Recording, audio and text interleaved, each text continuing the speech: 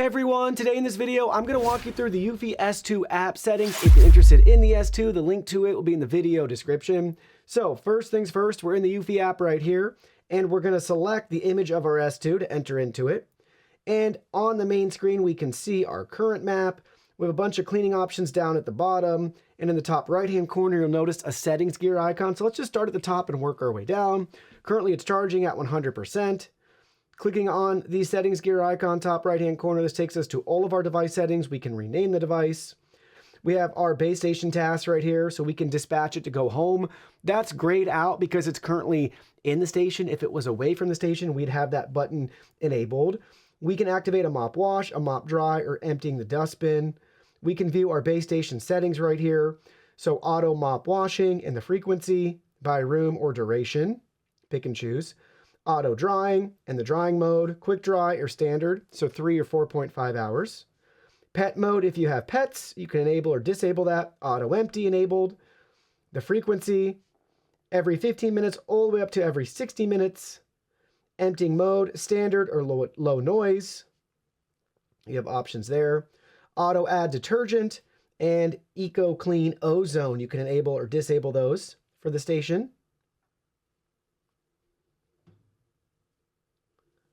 Moving right along, next we have our cleaning history tab. So once we have cleaning histories populated here, it'll show you the total square footage and total time cleaned. Below that, we have a schedule, so we can add a schedule here. So choose the start time, choose which days of the week you want it to repeat, cleaning area, home, room, or scenarios. And here's the customized mode you can choose from. What intensity do you want? Do you want to vacuum and mop or vacuum only? What suction setting, what water level? All of that can be built out right there in the schedule.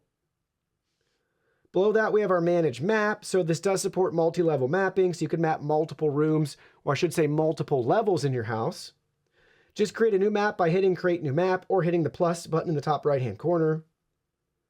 And from here, we can manage our current map. We can rename or delete it.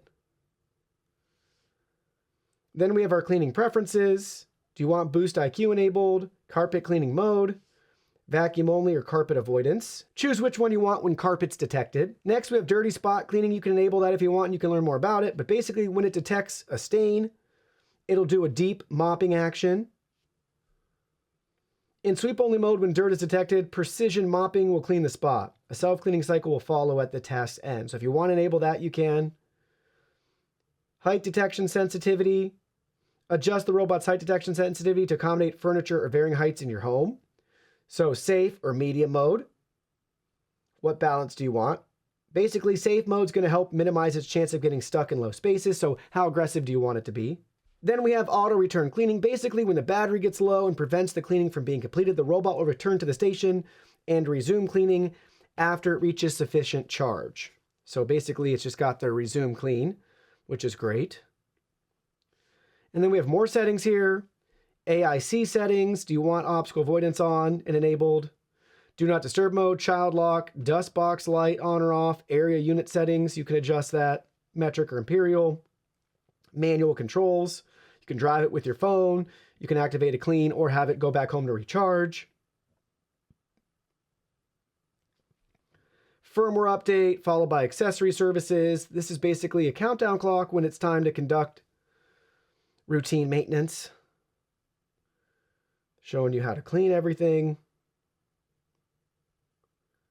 So very nice and detailed there.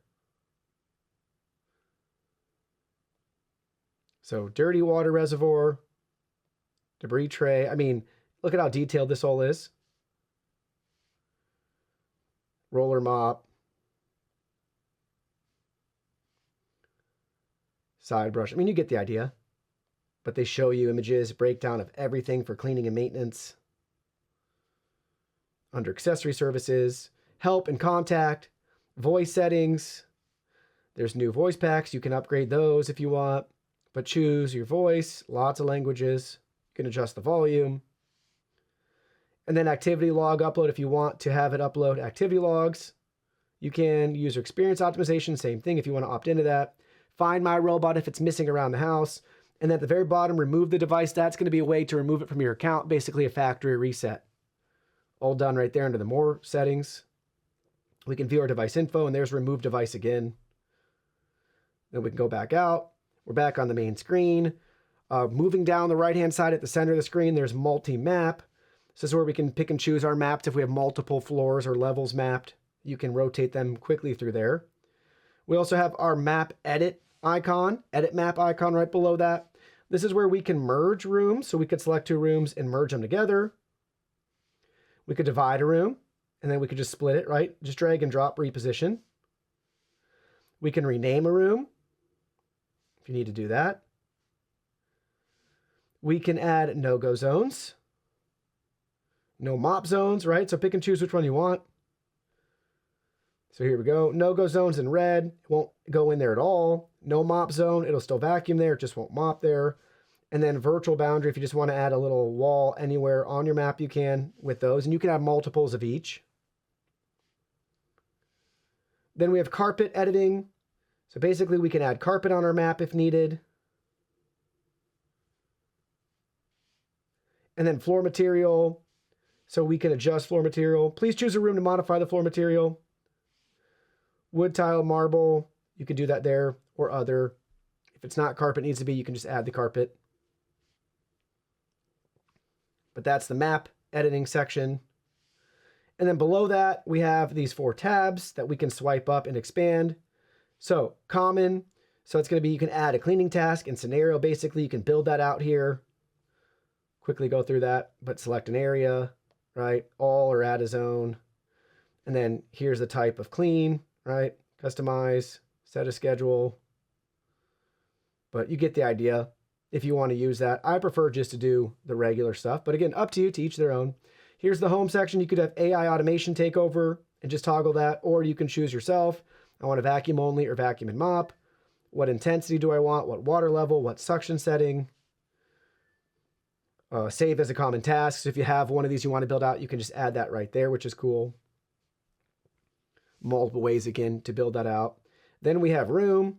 So if you just want to do a room clean, what do you want to have happen in that room? Right? And then you can actually make adjustments for each room individually, which is cool. Or do you want to add zone? Carpet cleaning, right? So that's important to have the carpet, so you can go clean just the carpeted areas. Or do you want to have a drag and drop box and do it that way? Let's see how many we can add. At least 5. Nice, we can add 10 zones at one time, which is pretty cool. So you can really build that out as well. So multiple ways to clean: zone, room, home, or common task, basically with a routine that you can save from your cleaning settings here as a common task down at the bottom. And then last but not least, back on the main screen where it all began, we have that little play button there that we can start a clean, or we have this little home with an arrow button. We can return it back to home. So overall, very detailed and customizable app for the eufy S2.